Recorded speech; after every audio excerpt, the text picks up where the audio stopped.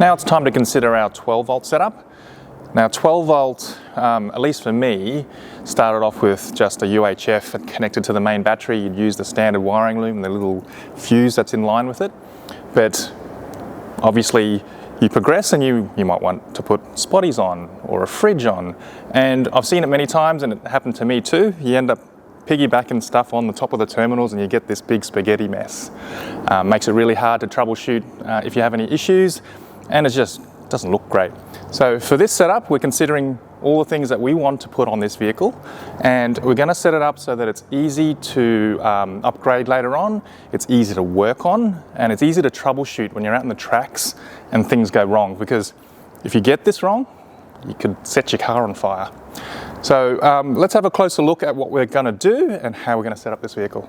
So 12 volt accessories generally mean that you can bring some extra luxuries to your touring and camping, you know, adding that fridge, adding that oven, that 12 volt oven, an inverter so you can charge your batteries and so forth. And it could even extend to recoveries, like for example, this car's got a winch. Now, when you set up your vehicle, generally if you want accessories that run all the time, like your fridge and so forth, you're going to want to put dual battery in, a second battery to run that.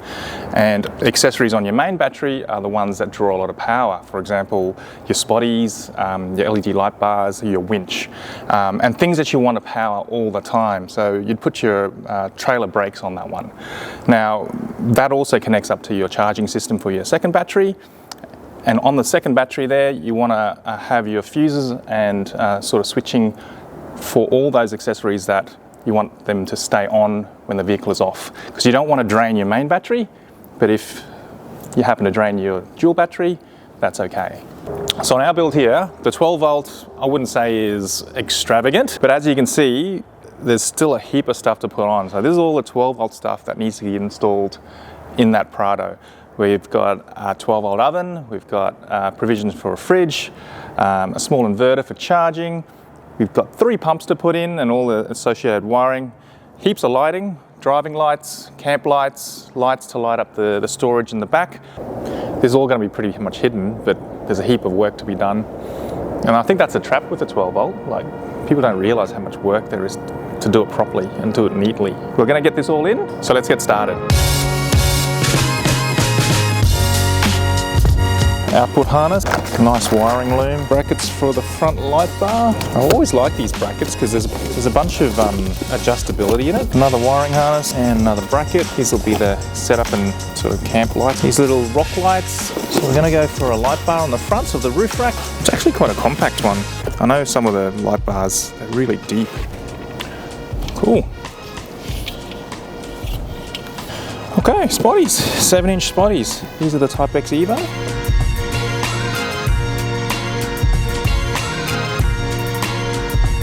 It's a really nice box, eh? I'll find a way to repurpose this for sure. Look at that. Wow. Looks like stainless steel hardware, which is good. What do we got over here? The covers. It's got a home for when we take them off. Let's have a look at the lights. They look nice and compact actually, so that's a really sturdy bracket. Victoria, these guys are from Victoria. Home of Ned Kelly, look at that. They even thought about their packaging. I wasn't prepared for good? the eyes through the slot. Yeah, they're perfect. They're perfect width. You ever had nice spotties on your car? Not really. You want to see what they look like? I'm curious. They're sitting there quite nicely. This line here matches up with this line. We're going to put some LED floodlights on the side. These are 13.9 inch, nice slimline ones on the side of the roof rack. Got some brackets as well to install them. And the reason why we want to put some lights on the side, setting up camp, if you're four-wheel driving, you get stuck, throwing out some light so you can do what you need to do.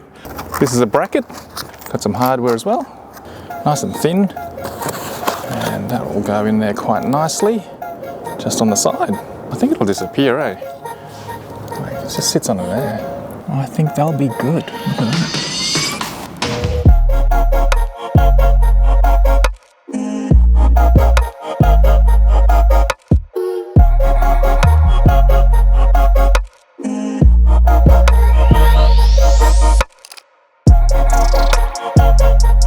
with the Series 6, we've got these fairings here that sit there to help reduce wind resistance, but to mount this light bar, we need to be able to put this bracket so it comes through. Now, there's a bit of a trick to remove this fairing. They're clipped on, and they've done it in a way that's very clever, actually. So what you need to do is, what I've done, is I've removed this cover, just pull those tab back and lift it up, and with a screwdriver, pry this fairing back, and it comes off with a bit of persuasion, and we're all good to install the bracket. So we'll do this side, and then the other side, and this light bar will go on underneath. If it was a normal Rhino rack, you'd have a slot here, and you might not have many choices in how to install this. What do you think? Tucked in, or do we want to stick it out? So depending on where the roof rack is, you can offset it in or outwards. I think I'll go this way so I can tuck it in. I might take these off to do it. It'll be a lot easier to put those extensions on.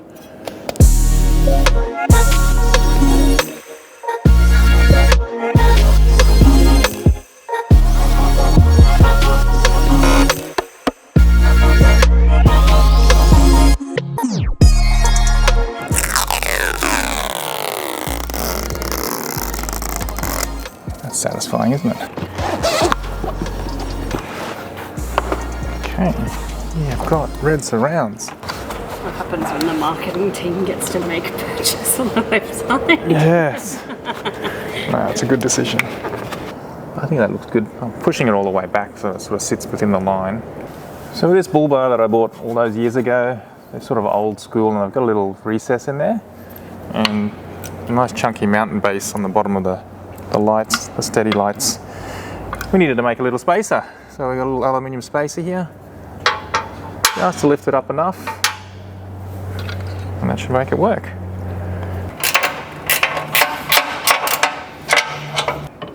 This should look quite good right here too.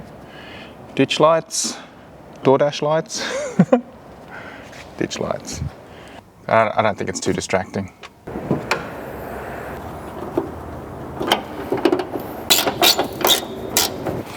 They'll fit on top of the shelf quite nicely. There you go, black and red.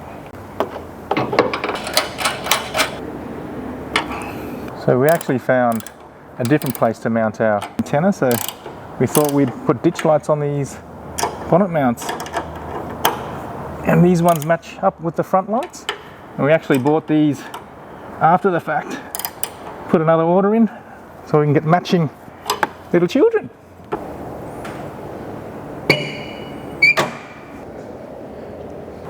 Hook just went into the reverse light? Yeah, that's the plan. Almost makes me want to go two.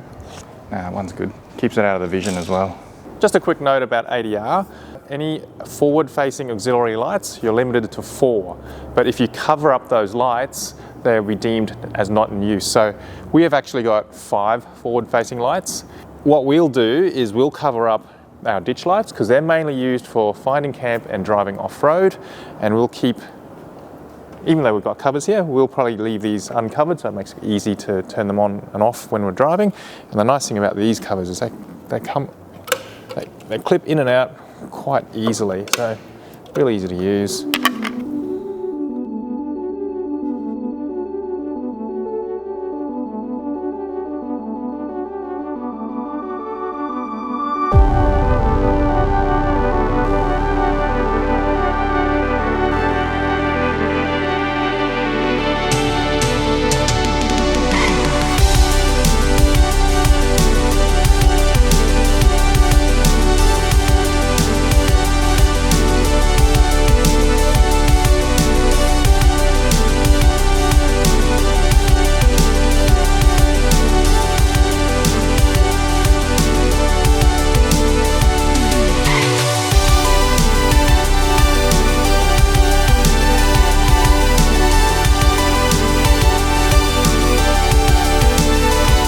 So we got some prototypes and we're just trying some different finishes and so forth.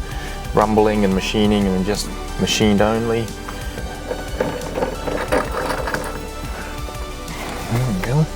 There's actually a bit of weight in them, so just, helps you throw it in the gear. Fully machined with no recess. So it actually makes it look slimmer. Yeah, I don't mind it without. Yeah, that's what I was thinking. Because when I originally did that, and then I put the taper in, and it actually didn't look that good. So it's probably something like that. Yeah, it needs to be a darker colour, I reckon. It just sits out too much. Maybe, you know, something like that would be nice. Gunmetal. Yeah. Cool. Better than the old knob. Maybe that's the contender. Maybe that's the way it's going to be. So we'll have a nice rumble finish, so it comes up a bit matte, and then the machined talking point. You know, when people come in, there's probably a nice knob. Where'd you get that one from? You say that's my knob? Yes. We might be getting them hard anodized, actually. Really? Yeah, because to get the colour, that Tin's darker hard grey. knobs. Yeah, they won't scratch. Military spec anodizing. We have to name these things, don't we? Yeah, Tin's hard knobs. Sold themselves.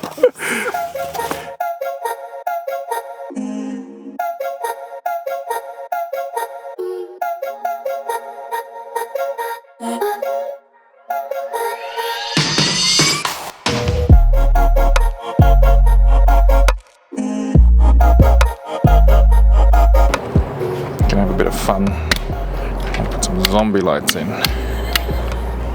What are we deeming zombie lights? What are we wiring up to that?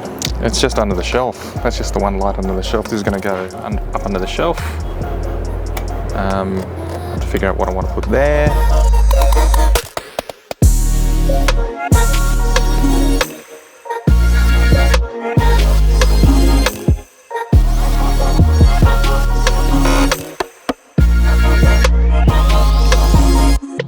So while we're putting all the 12 volt in and wiring it all up, we're considering how we're going to use this space, because at the back of this vehicle with the tailgate as it is, it's a multi-function area. We've got the table there. You can make a quick coffee, you can do some work, put your laptop, set up your camera gear on the back table there.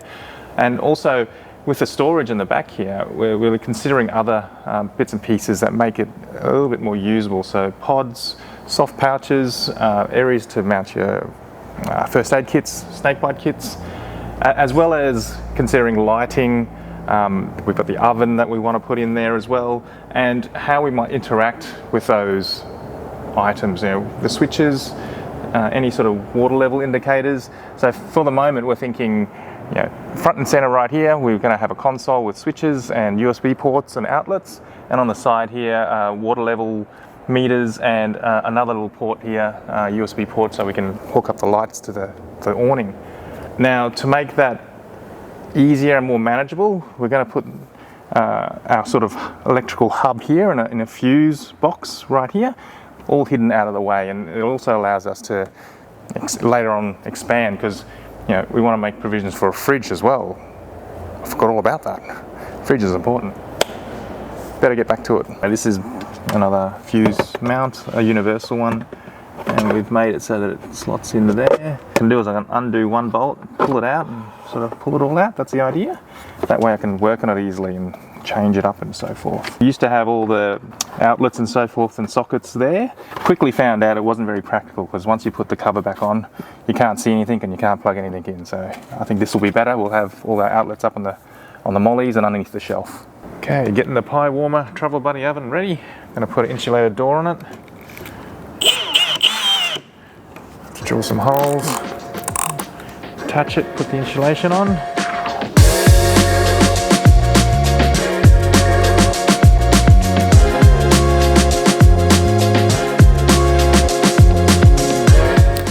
What's your favourite thing you've cooked in the Travel Buddy?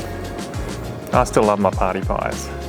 I think they go good. They're not too big that they take too long, so you don't have to wait for too long. And I don't know, party pies just good. The other thing that works really well is roast potatoes. They work really well. Take about 3 or 4 hours, but if you got a long drive, whack them in there and they come out perfect.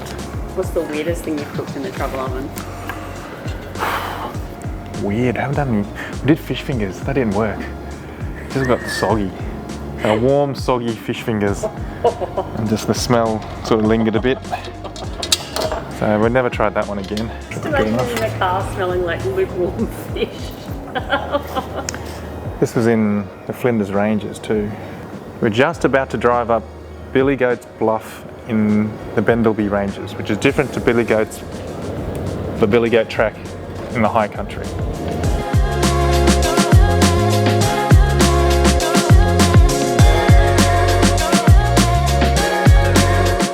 Oven mounts, and they're offset so that you can have them forwards or backwards, but they're set as a pair. So we're going to put the oven as far back as we can, and we're going to sort of mount it offset like that. If we're going to put just the one light on one side, I can mount it all the way forward. That way I can reach my pies quicker. We can always move it. Let's put it towards the front, eh? I changed my mind. So I can mount it more forward, like this, all the way to the right. That looks good. People don't realise that these actually just clamp in place. It gives you the most flexibility to position it instead of actually trying to align them up with these holes. So as long as I'm in an opening, I'm good. I can smell the pies already.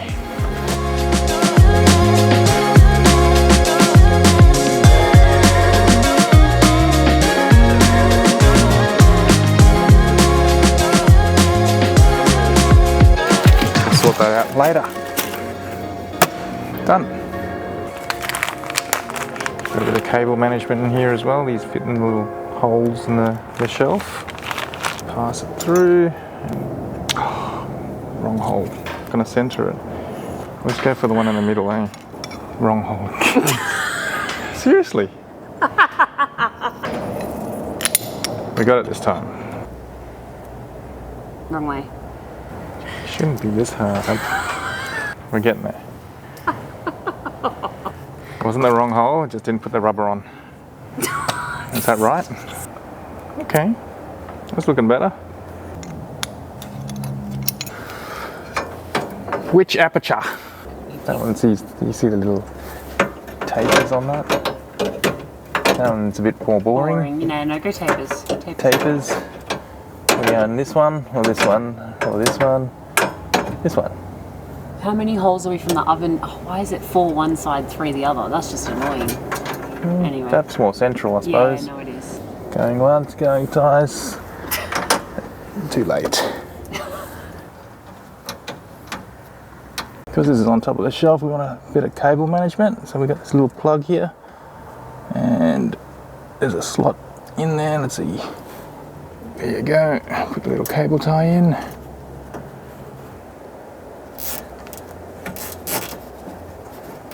There you go. So, these things here.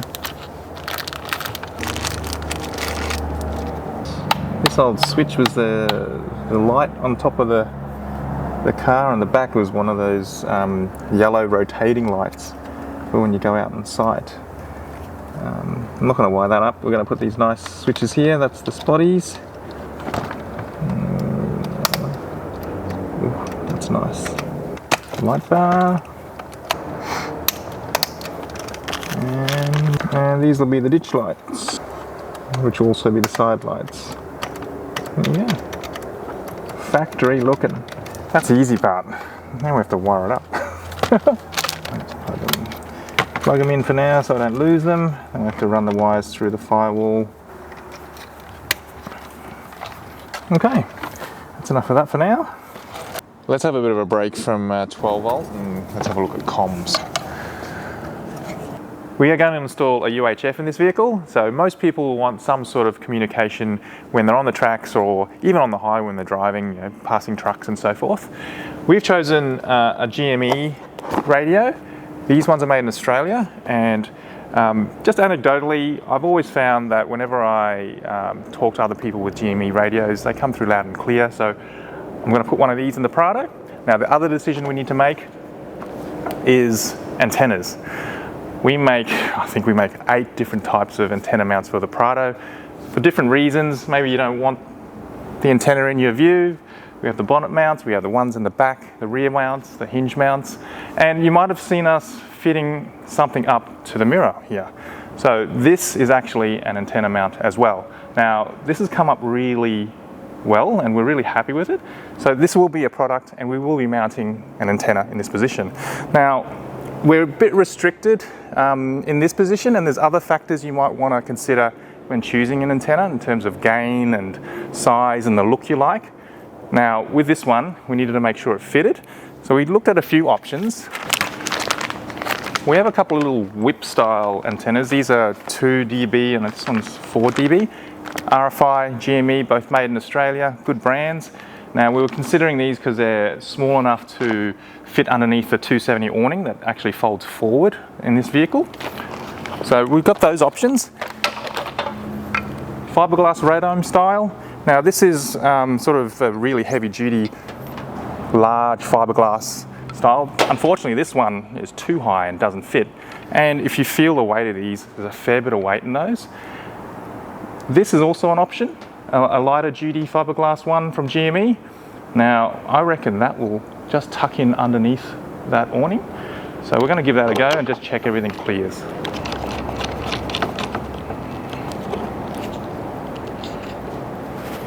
Okay, let's open this one up.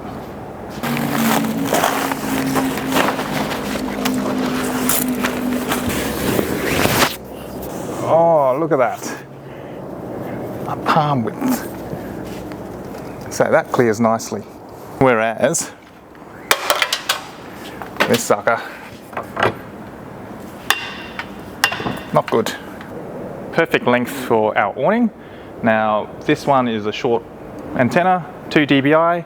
Generally the longer the antenna, the more gain you get, and it's better for longer distance, but not so much for sort of hilly terrain.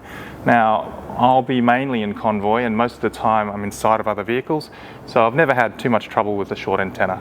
So this is one we'll stick with. We've got all the 12 volt accessories in, the lights, the oven, all the other bits and pieces, the comms. Now comes the part where we need to wire it all up and make sure we do a tidy job, because we want to be able to troubleshoot any problems that arise, and we want to sort of allow for provision for upgrading. And also, if you want to change a battery, you want to make sure you can get everything out quite easily. We've got wiring looms for the Steady lights. Now these are the wiring looms that come from Steady, really nicely made. This one here for the spotlight has 2 outlets with plugs already to suit the 2 front spotties. Comes with a fuse pre-installed, but we're going to actually use our own little fuse bank here to keep everything nice and tidy. We've got the sensor line for the high beam, as well as a switch going into the dash. Now that's the main spotlight, and then we've got a couple more for the other lights, the ditch lights and the side lights, and the light bar as well. So those are the looms there. I've just got them there marked out so I know sort of roughly where they are. We're going to run 2 different circuits on the main battery for all the high load things that you want to run while the engine is running, so that you don't drain the battery too fast. So for example, your spotties and any other high current draw, for example, air compressor. Now that's going to sit over this side. On the other side, we've got the dual battery, the second battery. We're going to set that one up slightly differently. We've got one circuit that goes from the charger, the DC-DC charger, and then sends power all the way to the back along a sort of main line, as well as having a little 6-way fuse box for all the other little accessories, for example, your UHF, your horn, any other lights that aren't going to draw too much power. So you can see I've started roughing it out. These are cables coming from all the other lights. I've labelled them to make it a bit easier, a bit quicker. And another little trick is always give yourself much more than you think you need.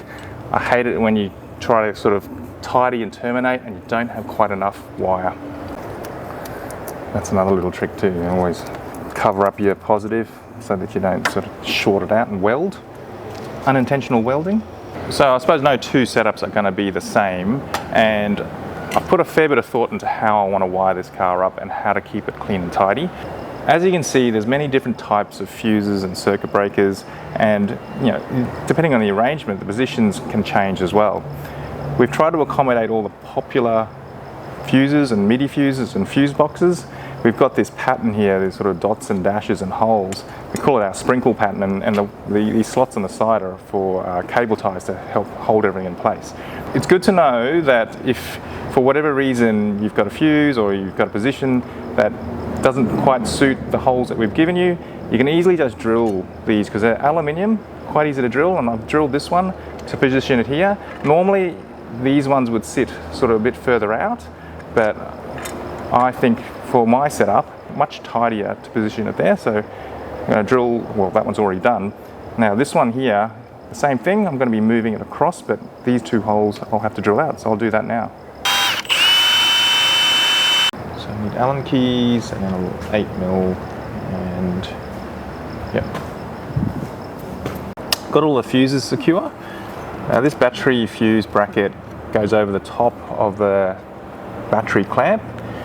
What that means is you can actually remove this without the battery sort of flopping around, and it just sits over the top like that. So we have a couple of nuts that wind on top. I'm not going to put those in place just yet. And I've got my Tow Pro. That's going to sit right there. We'll run lead a wire over to the positive, and the negative we don't need, and then all the other power lines will come off this. So that's the plan for that. Now, just a little tip, if you've got a Prado and you're working in this area, especially if you're changing out batteries, just be careful of this little hose nipple thing that comes off, this breather that comes off the radiator. I've made a little guard there. Let us know if you're interested in those, but yeah, just when you're lifting in and out, don't break that off, could be really expensive. We have some lights on the roof, so we have to run some wiring up to the roof rack. Now you can either go all the way out the back and up the back near the door and do that way, but we're going to use a wire concealer and go up the windscreen. So this one's from Steady, rubber, it's glued or stuck onto the windscreen there with some nice quality 3M double-sided tape, and it's got a fairly big aperture inside, and it actually locks in place. So after it's installed, you're going to open it up and put more cables and so forth in there as well. Now we only got 2, there's still another one to run, but I'm going to install this first and then go from there. Get it nice and clean. We're going up this side because the snorkel's on this side, so it sort of might help conceal it a bit more. That's very sticky. I like my 3M stuff.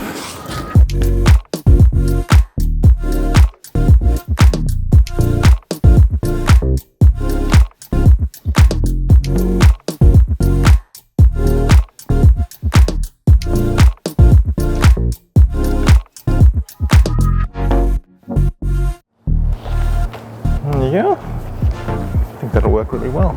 So now I need to tuck some more in, but there's plenty of room in there.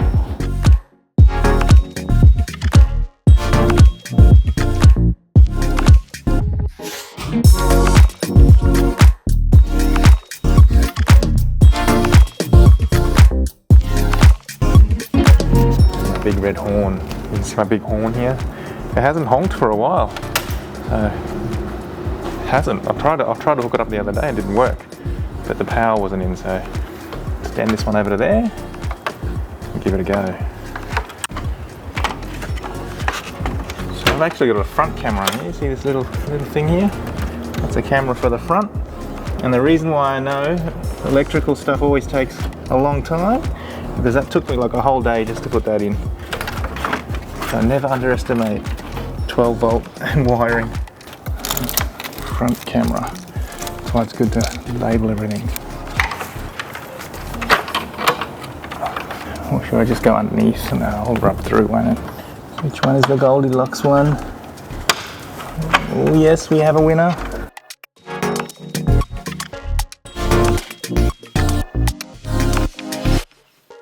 I'm going to do whatever other installer does, and I'm going to tech screw that in.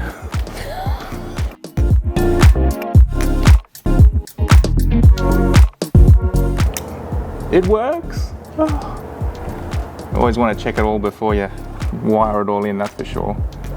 And it's hooked to the high beams. I can flash people now. Government power. So I've got that ditch light, and I got this ditch light. Then I've got the ones coming from the roof as well, these two as well. Steady needs to make wireless lights, you know, don't need to wire them up, just to Bluetooth them and then turn on. Yeah, look, heaps better going the other way. Do I want to take this battery out? I think I'm going to have to. Okay. Otherwise I'm going to have a huge spaghetti mess over the top.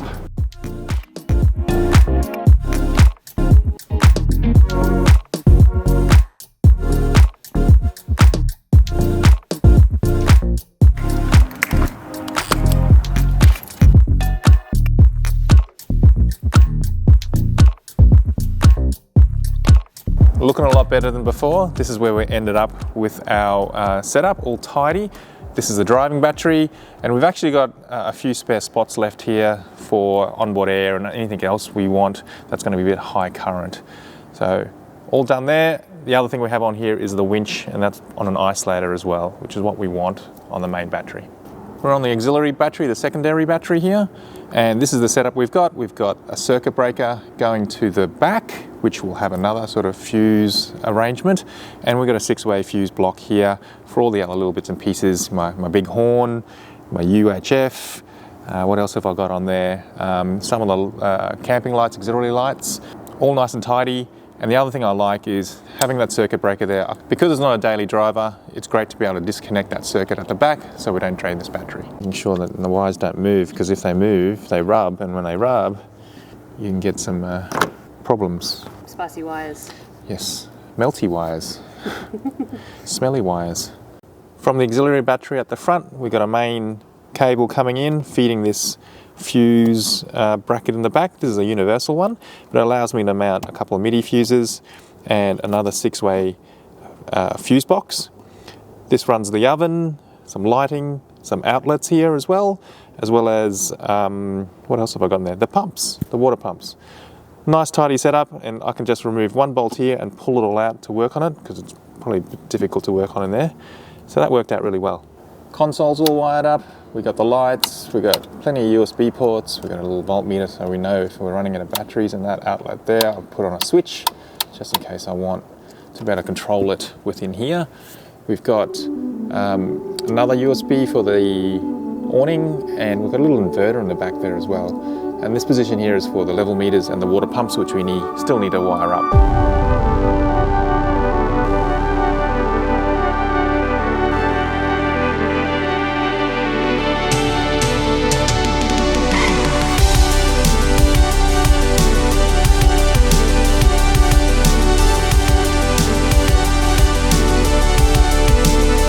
LED lighting has come such a long way in the last 10 years. Wasn't even available 20 years ago. The output's amazing. You got all different color temperatures, and the power consumption for the amount of light they put out is, second to none. So that means we can put a heap of lights on. Now on this vehicle, we've got lights for setting up camp. We've got driving lights. We've got the spotlights out the front for that long distance. We got the LED light bar on the top for the mid distance, and we got the ditch lights and the side lights for close in when we're doing the four-wheel drive tracks and we need that light to see what's around us. Now you can see it's dark right now, and we're going to set up these lights and point these lights to see what coverage we get and make sure we have the lights where we want them. Out the front here we've got the Steady Type X Evo driving lights. These are the 7-inch version, and they've come up with this shape to complement the modern front grills, and it definitely follows the lines of this grill on the Prado, so they look really great. We've got a pencil beam on one side, which has a throw of 940 meters, one lux at 940 meters, so almost a kilometer, which I probably won't use the whole lot because I'm a bit short-sighted. And this flood beam on this left-hand side has got 140 meters of lateral spread at the critical distances. Now, at the moment, I need to sort of aim these lights. And the other nice thing is these mounts are nice and sturdy. I've had driving lights before. They sort of move and the lights need to be adjusted all the time. I don't think these ones are moving anywhere. So I've got my sort of angle down the road good. We're just in a car park at the moment, so we're not bothering anybody. And the flood, I'll just get it up like that. I think that's probably going to be pretty good, but we'll go for a drive and then we'll see how they go. We've got a pair of 4-inch ditch lights up the top here of the bonnet, which match the spotties out the front. Now these ones here are wired in with the side lights that are on the roof rack, and this is mainly for sort of low speed driving, 4-wheel driving, and it gives like 180-degree coverage when we turn the light bar on. My intention with these ditch lights is for sort of slower speed driving, 4-wheel driving at night, finding camp at night, or even finding a house number out in the streets, these will give you a nice wide coverage close into the vehicle. All the light bars I've had were pretty average. So I've never enjoyed driving with light bars, but from what I can see on this one, it throws really well, but also fills in the sides quite nicely. So this is the steady 41-inch light bar. It's got flood patterns on the edges and spot in the middle. So it's good for filling in that short to medium sort of range on the road. So really good for spotting wildlife, really good for seeing the sides of those roads and those shoulders. Also the way it just sits in front of the roof rack just finishes off the car quite nicely instead of having a gap on the top there. Looking forward to having a bit of a drive, but it's pretty much pointed where I would want it. That's too high. Yeah, you can see that the pencil beam in the middle.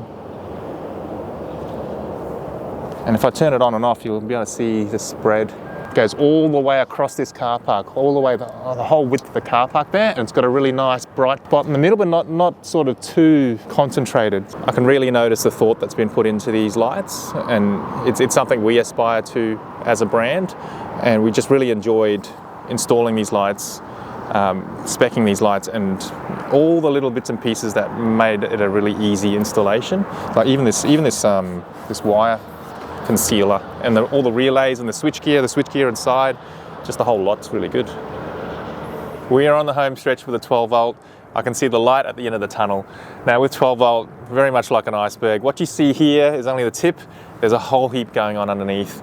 All the wiring is in, the fuses are in, all the brackets, and the way it's been set up allows me to troubleshoot it easily and upgrade it later on. In the final episode, we've got a whole heap of loose ends to tidy off. We've got a couple of prototypes that we need to wrap up as well, and the Prado's going to get a new look. So I hope to see you then.